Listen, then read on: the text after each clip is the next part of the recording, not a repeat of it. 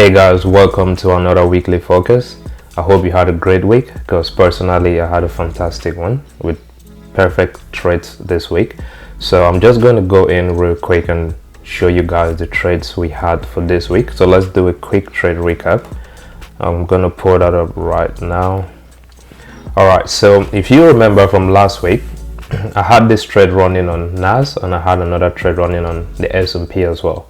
So last week was when I did the market focus, we was currently up at about 2.24% on NAS, and eventually I closed this trade because I saw this consolidation happening on the hourly time frame, so I knew some sales was going to come in eventually. So I closed this trade on NAS with say 3.17%, and then I had a re-entry, so I did another buy attempt again. So once we had this dip to the downside and we had price coming back up as a pullback, I had another buy attempt on NAS right now. So I currently have an open position on NAS, and I closed the previous one at 3.17%. So let's look at the S&P. Similar thing with the S&P.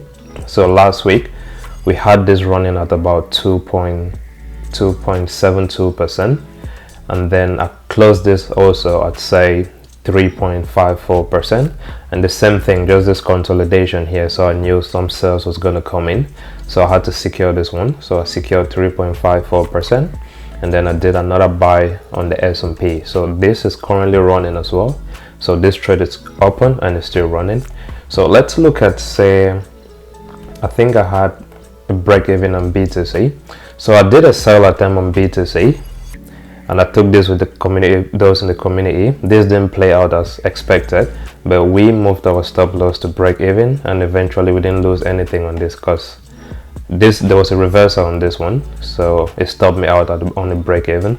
I had another opportunity on gold, and I took this also with some members in the community. So let's see right here. I think this one, I had a buy attempt on gold right here, and this didn't play out perfectly, so I closed the trade eventually right here. I'd say minus 0.25%. It's right around break even for me as well. So the perfect ones for me was NAS, closed at 3.17, and I'm currently in on this trade, and then the S&P 3.54%, and I'm currently in on another trade on the S&P. So let's go straight and see what we have for next week. So the first thing we have to look at every single time is the DXY. Now when you look at this from say multiple time frame, this is easy. I'm just going to show you real quick. So look at what's happening here. You have the DXY moving to the downside on the daily. You have the DXY moving to the downside on the 8-hour time frame, same thing on the 4-hour time frame, and the same thing on the hourly time frame. Now this tells us a lot of things, but let's look at say the individual time frames and see what's happening actually. So I'm just going to start say with a daily time frame on the DXY. So what's happening on the daily time frame? And so we've been moving say from one psychological level to the next psychological level. So we had this level of 103, and that was last week, I think from last week. So we had 103, we had this consolidation around 103. I'm just going to zoom in on this one. So we had 103, and we had a consolidation around 103. It was difficult for buyers to take or to keep prices above 103 and take it to the upside. So eventually we had sellers coming in, we had a test of this psychological level, and we had price dropping.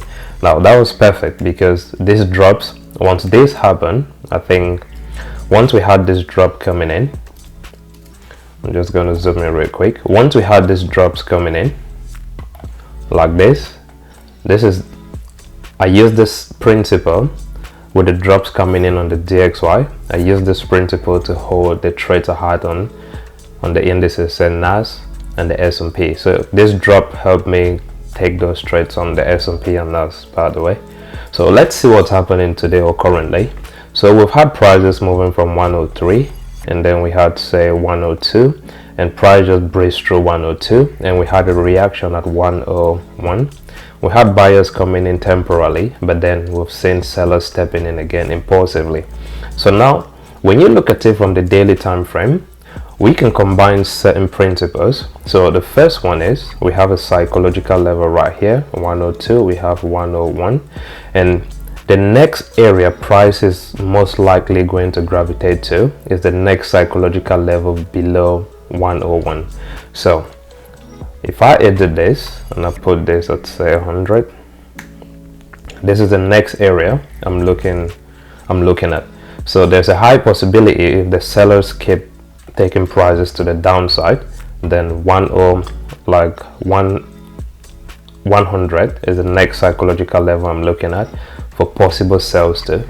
Now if sellers have to take prices to 100, which is this area right here, there's several possibilities that can come in. So we could see sellers coming in impulsively and you see prices just stepping down to 100, or you see prices coming back to test this area of 101 and you see sales coming in.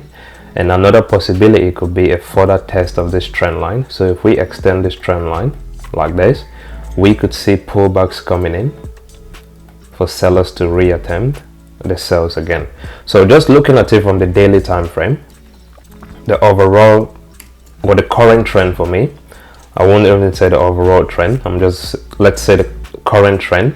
So this is what is playing out currently. So we had prices moving down, there was a pullback, you had price moving down, there's been a pullback, we've had prices moving down, there's a shallow pullback here, and sellers are coming in. So there's still a high possibility we see pullbacks coming in and then for sellers to reattempt, or if the selling pressure is really high, we just see prices tanking again to the downside. So I'm going to maintain this momentum on the DXY, which is just the sales that is coming in, unless price proves otherwise. So the next area I'm looking at is 100. So this 100 level right here is the next psychological level I'm looking at. So if sellers keep moving to the downside, then 100 is the next level I'm looking at. Now if prices, or let's say buyers, step in, I'll be looking at say this area of 101 to see what's happening at 101. So if buyers take prices to the upside and let's say 101, I'll look at the reaction at 101 and see what's happening at that point and just make a decision if price is pulling again to the downside or if buyers are coming in impulsively to take prices to the upside. But looking at it from the daily time frame, we're still moving to the downside. So I'm going to step down to the 8-hour time frame, let's say, and I'm going to maintain the same trend line. So let's put this and keep this on the 8-hour, maybe the 4 hours as well. So let's step down to the 8-hour time frame. Now this becomes clearer on the 8-hour time frame because you see sellers coming in impulsively, you see buyers coming in but they're struggling, and then you see sellers stepping in. So what we're looking at on the daily time frame is the same thing I'm looking at on the 8-hour time frame. The only difference is there's more price action we're working with. So on the daily time frame you had few candles, but once you step down to lower time frames like the 8-hour time frame, now there's more candles for us to deal with. So let's look at this. We had an interaction here at 101, we had buyers stepping in, we've had sellers coming in. So once we step to lower time frames, the 8-hour time frame, the 4-hour time frame, it's gonna be very easy for us to see what's happening. So once we step say to the 4-hour time frame and the hourly time frame, the price action is going to switch as well. So on the 8-hour time frame, we have this price moving to the downside, so I'm expecting prices to probably pull back to 101, this psychological level, and we'll see the reaction that happens here, and they will look for possibilities for sales again to the downside. Now if this comes in impulsively and let's say prices move up above 101, we could wait for a test of 101 and see what the buyers do to take prices to this trend line, and maybe sellers could step in again. So I don't think like we're quite finished with the sales coming in on the DXY, and even if we've finished the sales on the DXY, it's going to show us like a pattern. Like you're going to see these rejections on probably the daily time frame with the inability for prices to go to the downside, and that's just an indication that price is probably reversing. So we can see prices moving again to the upside. So right now we're still moving to the downside, and I think it's the same thing on the 4-hour time frame. So again, price action is just clearer. You had a consolidation, you had a drop. We've had prices moving to the downside. There's a pullback, some sort of a consolidation, and there's a drop. So again, on the 4-hour time frame, I'm still expecting prices to give me a test at say 101, and let's see what's going to happen at this point. Possibility is for sales to 10 to the 100 level right here, or we'll see buyers taking prices to this trend line. So it's the same story, and I think it's the same thing once you step down to the hourly time frame. This price action is really clean. It's not as complex as the ones we've had so this previous weeks. So same thing on the hourly time frame.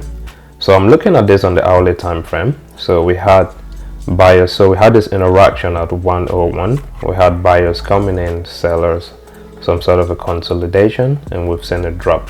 So now this drop is still impulsive. So for this to continue, we might see pullbacks coming in to test 101, and then you see prices step into the downside. So that's what I'm looking at on the DXY. So it's a long-term, or currently I'm just looking for sales on the DXY. I'll step back to the daily time frame real quick. I'll do this. So on the daily time frame, the only way I'm going to switch my buyers on the DXY is if I see an inability for these guys. So let's say we get a pullback and there's this difficulty for prices to go below 100. So if it's difficult for prices to go below this 100 level, and we see like this inability for sales to take prices lower, then we could expect buyers to step in.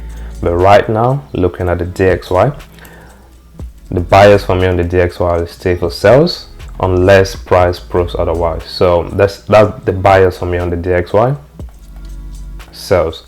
All right, so with this information now, it's quite easy. So we can look at other pairs, and I'm just going to go real quick first. Let's say US30, and then I'll come to NAS and the S&P and show you why I'm still holding these positions on the S&P and NAS. So let's look at US30 real quick. So looking at US30, we'll start on the daily time frame. So what's been happening on the daily time frame? What levels are we working with?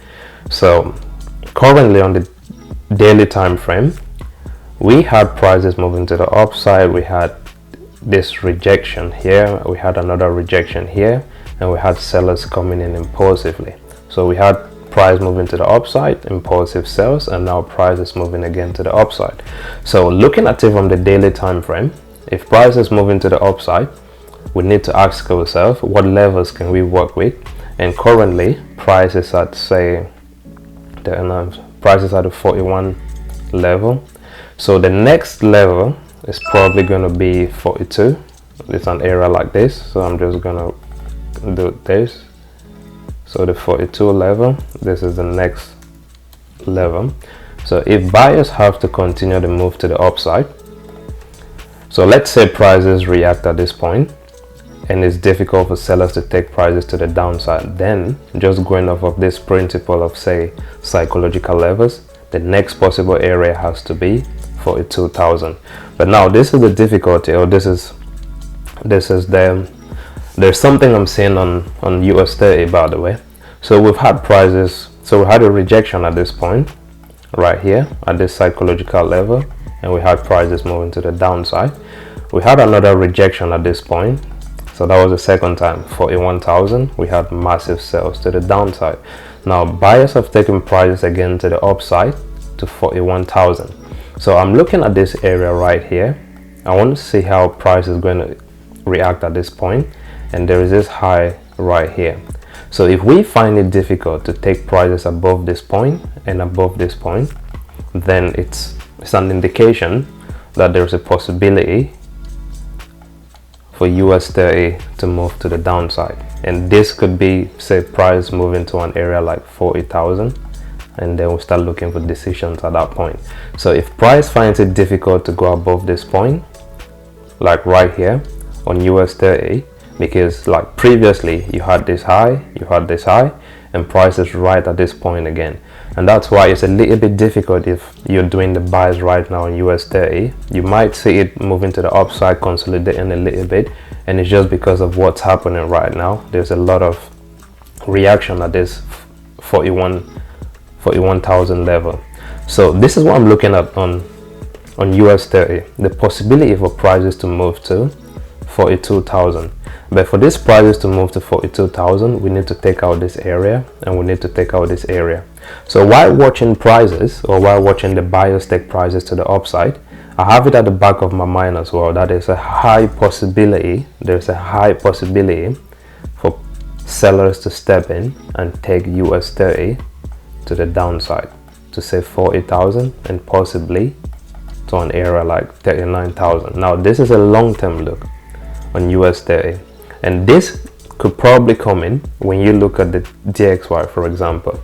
So let's say we have this inability, or let's say eventually, say a couple of days into next week, we have the inability on the DXY to move. We have the inability on the DXY to move to the downside. If we see something like this, and we know the DXY has to start moving to the upside, or we get a violation of this trend, something like this, this could be an indication for a pair like US30 to start moving to the downside.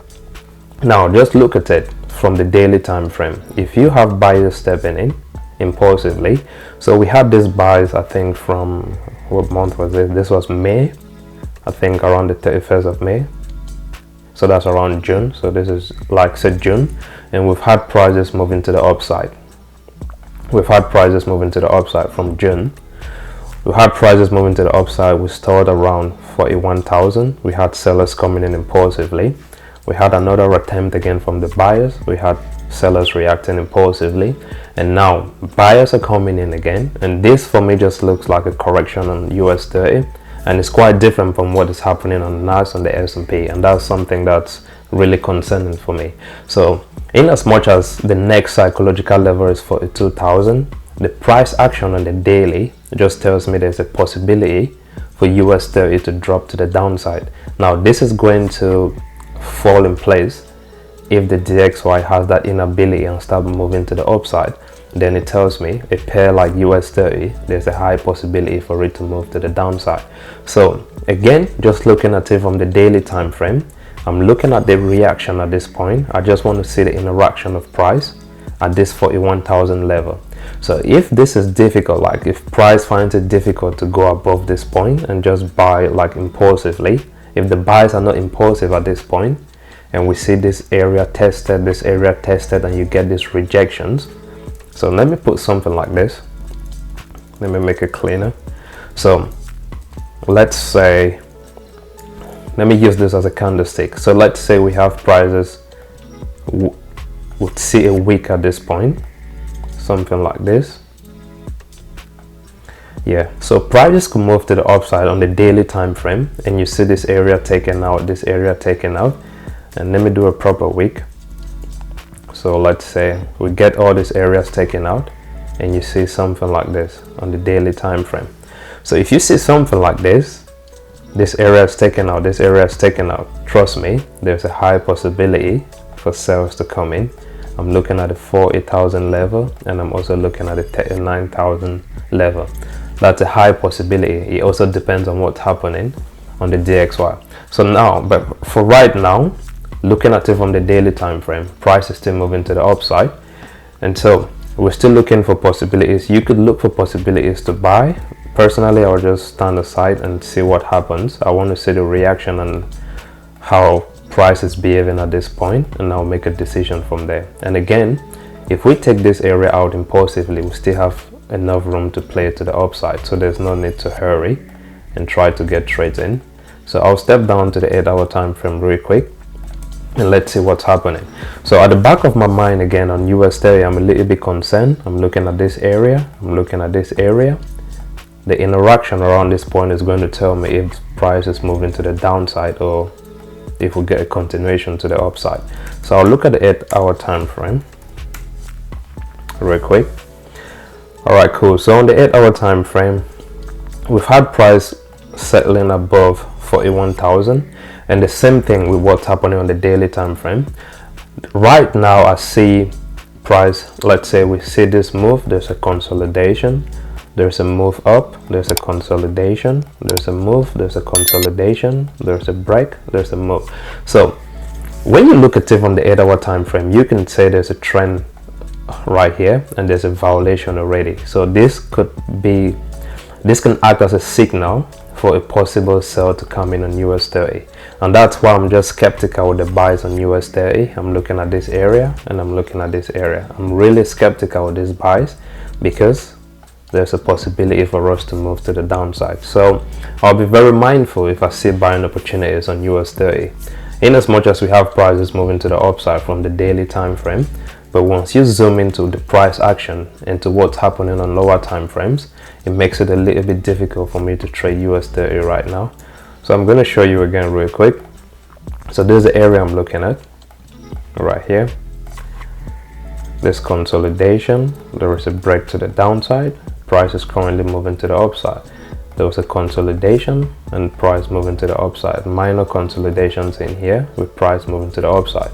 If you put your trend line in, you see the violation has happened already. So question mark, is price going to move to the upside to test 42,000, or do we come below 41,000, test 41,000? If something like this happens, it's a sell for me. So if we trade below 41,000 again, once we have this inability to take out these areas impulsively, if we have prices coming back below 41,000 and we see price hovering around this area, testing it again, that's a quick sell for me. So that's it on US30. Then I'll look at lower time frames as well. Let's see. The story might be different on lower time frames, but I'm very cautious on US30. And again, I trade these things, say swing, I do like swing trades. So if you're scalping, you might have opportunities in and out, but if you're swing trading the way I do, you need to be very careful. So if you're buying at this point and you didn't take the buys from an area like this or an area like this, if you're buying here, you need to be very cautious of an area like this and an area like this. So once price finds it difficult to go above these areas, it could be a possible sell for me on US30, and that's long term again. So let me put this right here. If we get prices reacting at an area like this, we could probably get a 1:3 on a trade like this. Let's see, maybe 1:2.5. Go. Yeah, you can have a 1:3, 1:4, just depends on your stop loss and the price action on lower time frames. So I'll look at the 4-hour time frame real quick. Okay, so on the 4-hour time frame, price is still moving to the upside, which is good. Well, so we have price moving to the upside. I still have this area in mind, and I have this area in mind as well. So it just depends on how price reacts at this point, like this and like this. If it goes through impulsively, the next area for me is for 2,000, and we'll take it from there. So I'll look at the hourly time frame just to see.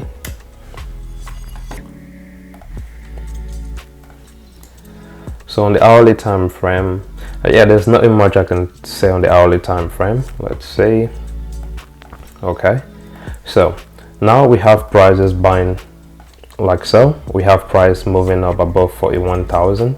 So on the hourly time frame, let's say we've had this impulsive move, we had another impulsive move to the downside. If buyers try to take prices to the upside and there's that inability on the hourly time frame, and we see prices moving to the downside, settling below 41,000, possible sales.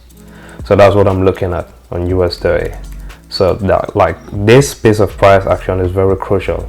If we find it difficult to go above this point, now you start putting this into perspective of what's happening on the daily.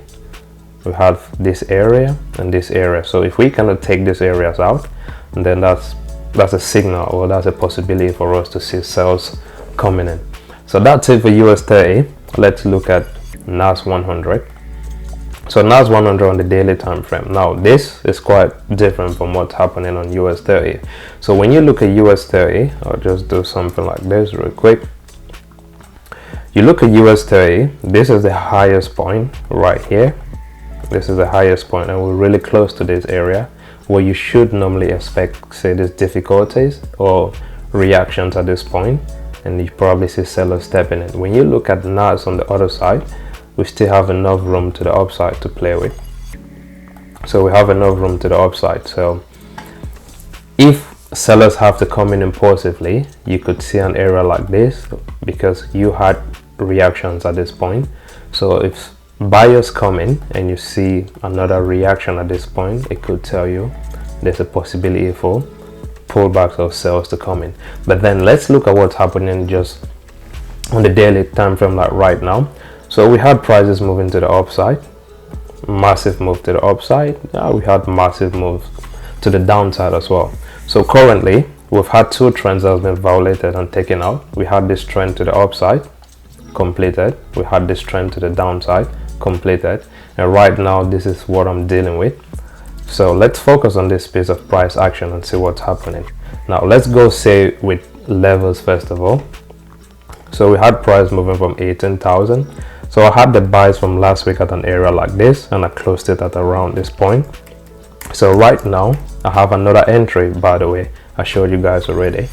So I showed you the entries on NAS. I think I took a trade around here, and my stop loss is below this area right now.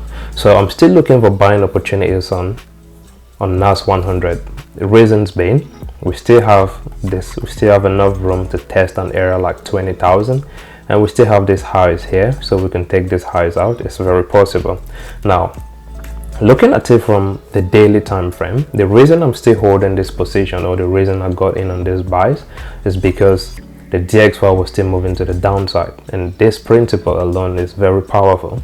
And because the DXY was still moving to the downside, there's no reason for me not to take buying opportunities on NAS once I see these opportunities. So once I saw the opportunity on NAS, I got in, and I'm still holding this. Now let's get an interpretation of this piece of price action. So we've had prices moving from 19,000, and the next psychological level is 20,000. We haven't really tested 20,000. We're close to this area. We haven't tested this area, so I'm still expecting buyers to come in and probably test 20,000. And if it's difficult for us to go past 20,000, then we could see sales coming in. And however, if we test 20,000 and we go through impulsively, we could get a test and we see prices moving again to the upside. So how is this going to play out on the daily time frame? I'm looking at a move like this. Here's a single, like this, a simple move to the upside, and I'm looking at this as a pullback. So if this is a pullback, then this area should hold, like this area should hold through, and you shouldn't see sellers coming down, like say below this point, and we should see prices moving to the upside. If this happens, then we probably have a trend we're working with. So if price starts moving to the upside, you could see something like this and something like this. So now you have price moving to the upside. There's a reaction here taking this area out. There's a reaction here taking areas like this out. So currently on the daily time frame on NAS, I'm looking at this movement to the downside as a pullback. Now there's other possibilities. We could see these pullbacks coming in really deep, and if these pullbacks start coming in deep, then I'll look for sales, and the next area I'm looking at as a target is 19,000. Now these pullbacks could come in. It's very possible as well, because when you look at the DXY, as I said before, if we have an inability on the DXY for prices to go to the downside, I've said below 100, which is this area right here, then we could see buys coming in. And if those buys start coming in, then you could see pullbacks on say NAS and these indices coming in as well. And the target for me is going to be say 19,000 and probably a little bit lower. But as of now, the pullbacks came in already, and I'll step down to lower time frames and show you what I was looking at. So we have price moving again from say 19,000. We had 20,000. We haven't tested 20,000, and that's why I was still comfortable taking these buys, knowing that we could test an area like 20,000. So when you look at it from the 8-hour time frame, the price action on the 8-hour time frame is similar to the daily time frame. The only thing that looks different is you have periods of consolidations and price moving to the upside, period of consolidation, price moving to the upside. Now we had this massive sales. I was watching this sales when it came in, and we had some sort of we had the sales coming in, and we had, say, this period where there was a delay, or sellers didn't really push prices impulsively to the downside. And I'll show you on the 4-hour time frame and the hourly time frame. And I think I got in on this trade a little bit too early. So if we look, say, on the 4-hour time frame, like right now, so we had sellers coming in, we had a pullback, and this is it, because this, I think, was a perfect time for me to get in on this trade. I got in a little bit too early, and again, the principle is the same, but I think I got in too early. Now we have buyers struggling, and we had sellers coming in again, and now there was an inability for sellers to take out an area like this.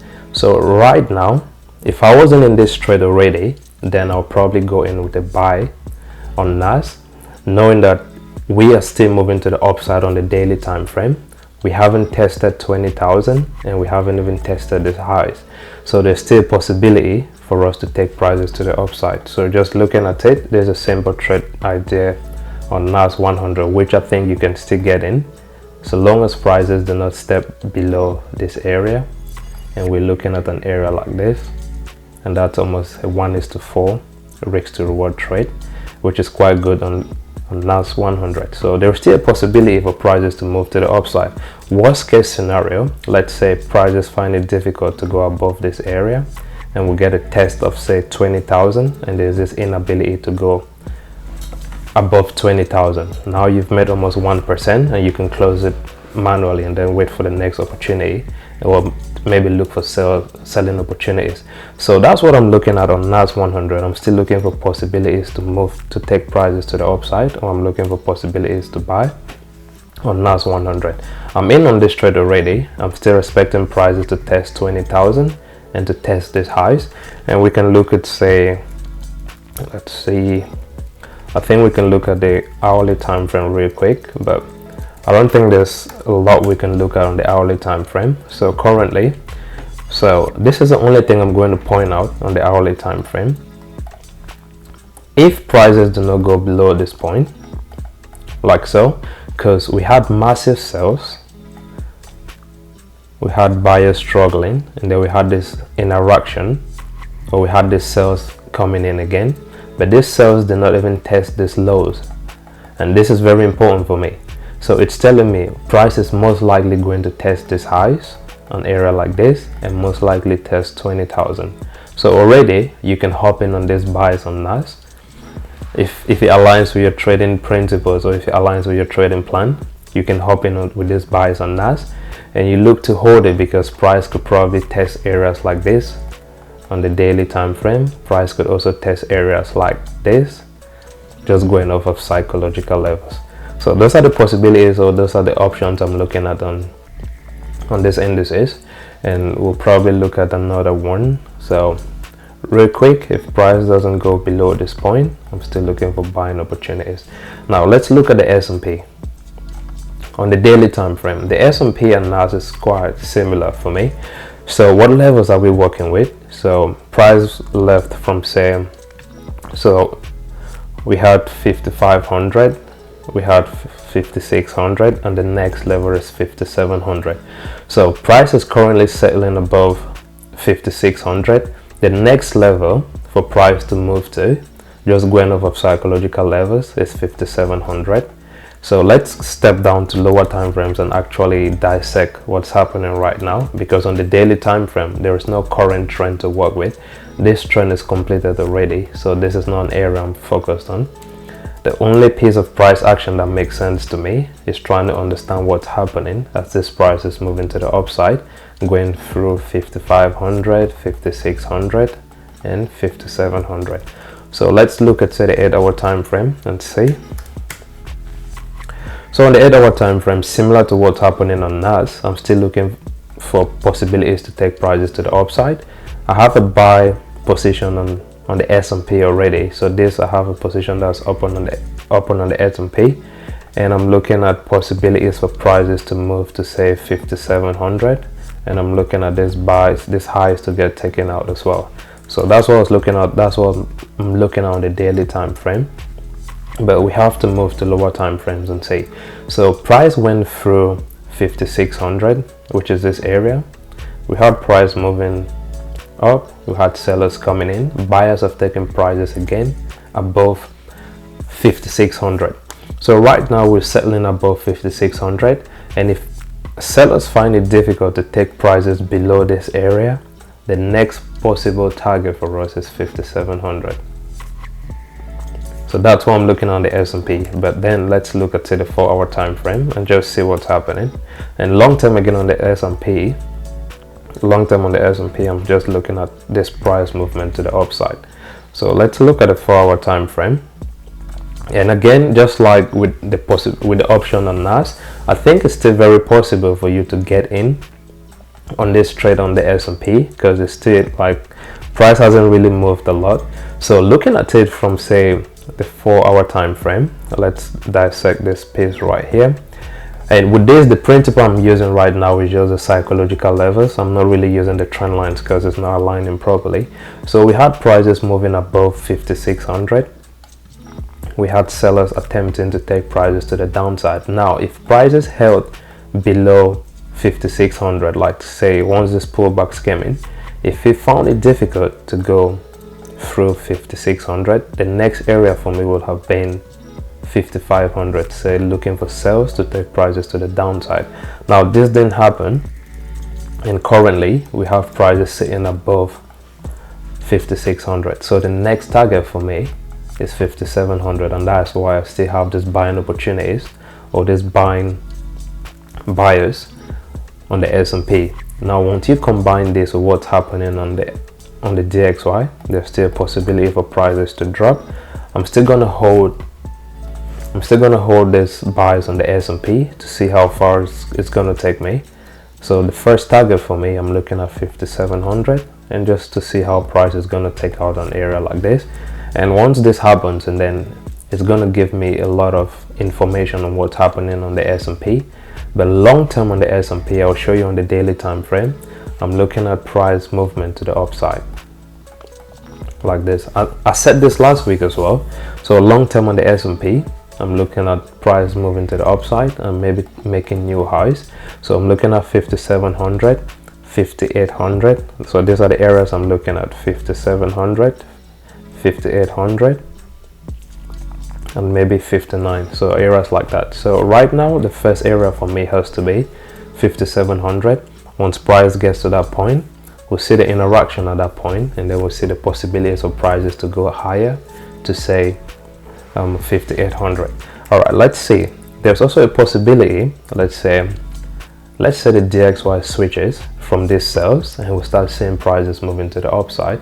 Then you could expect sales coming in on the S&P. Now, how do you get involved in a situation like this? If we get a switch on the DXY and it's difficult for prices to move to the upside, now I'm on the 4-hour time frame. I'm going to step down to the hourly time frame and show you what I'm looking at. If you zoom in on this pair, you've had sellers coming in, you've had buyers attempting to take out an area like this, and they haven't made a new high at that point. So on the 4-hour time frame, just looking at this piece of price action, you had sellers coming in, you had buyers attempting to take out these highs, and it hasn't been possible right now. So if we have another attempt and it's difficult for prices to go above an area like this, then you could see sales coming in. It's the same thing with what's happening on NAS. So if we find it difficult to take out an area like this with this psychological level right here of 20,000, you could expect sales to come in as well. So looking at NAS, I'm watching this closely. I have my buy position in already and I'm watching it closely. So this is an area I'm looking at. If we take out this area impulsively, and then we're good to see prices moving to the upside. But if we struggle to take out an area like that, then that could be an early sign that sales will probably come in again. So looking at it from the hourly time frame, I'm just going to zoom in real quick. So on the hourly time frame, we had prices moving up, we had a consolidation here, we had buyers struggling, we had sellers coming in impulsively. Now when you see the buys coming in, this is very choppy compared to the sales. So the sales look impulsive compared to the buys, and we had an attempt from the buyers, inability to go above this point. So I'm a little bit concerned once I see something like this on the hourly time frame. So if we try one more time and we still find it difficult to go above this point, and if we can't even test an area like 5700, once we have prices stepping below an area like this, trading below 5600, then this could be a possibility for us to take sales to 5500. That's the next, or that's going to be the next target for me. So that's it on the S&P. So right now I'm currently in on the buys on the S&P, and I'm going to hold this and watch the DXY as well and see what's happening. So let's look at gold. And this is the last one. So looking at gold on the daily time frame, this looks pretty easy to interpret. So we have this area right here. Let's do, say, first with psychological levels.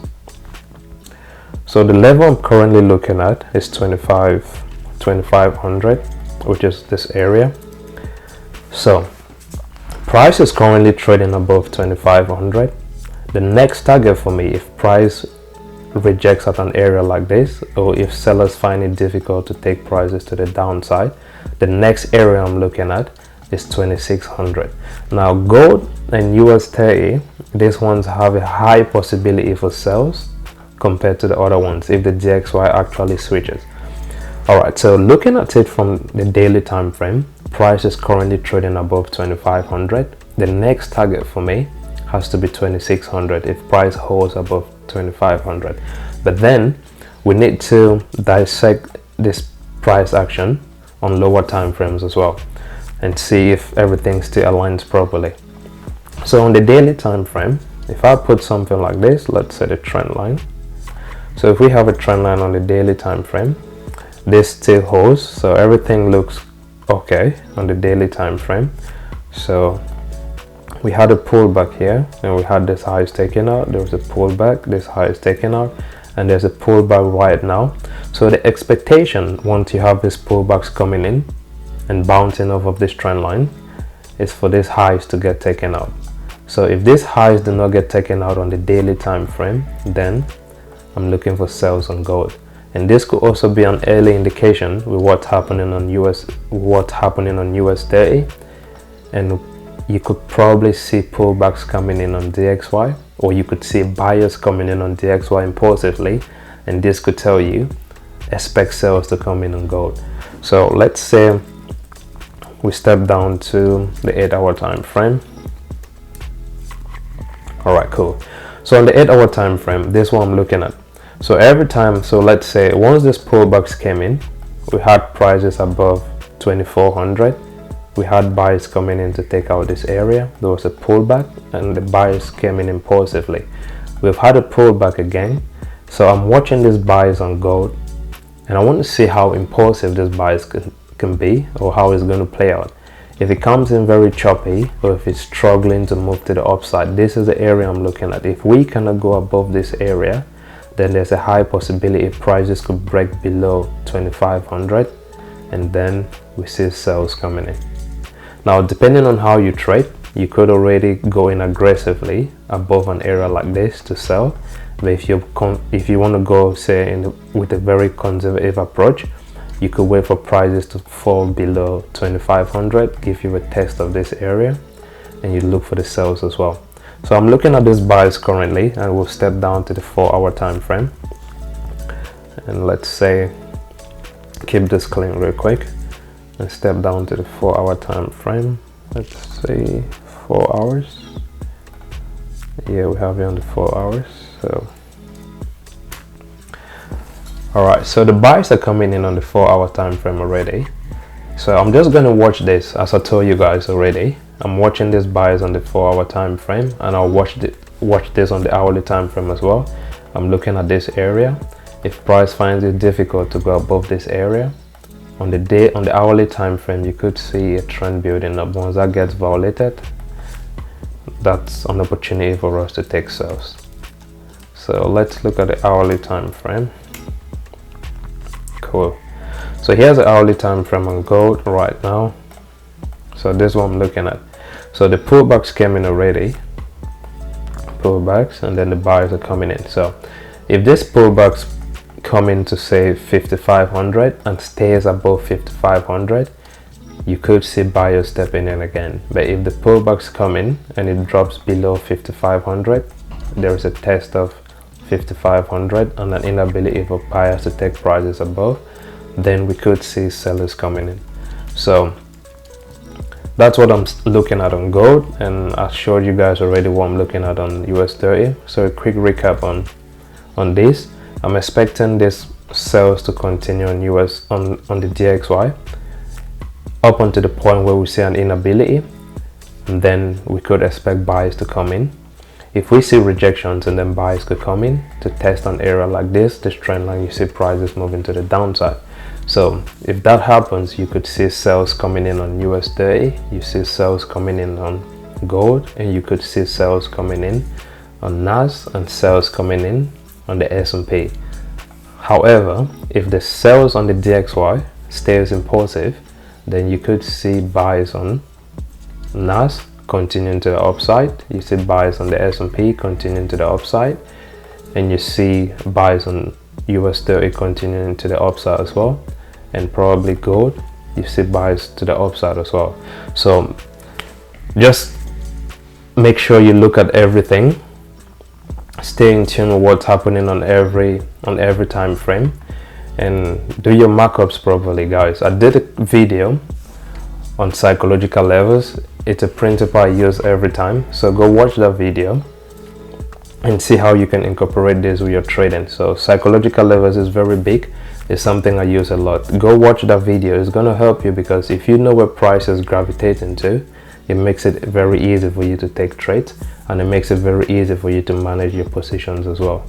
All right, guys, so that's it for this week. Remember, guys, be patient with all your setups, be patient with your trades, be patient with everything you do with trading as well, and stay consistent.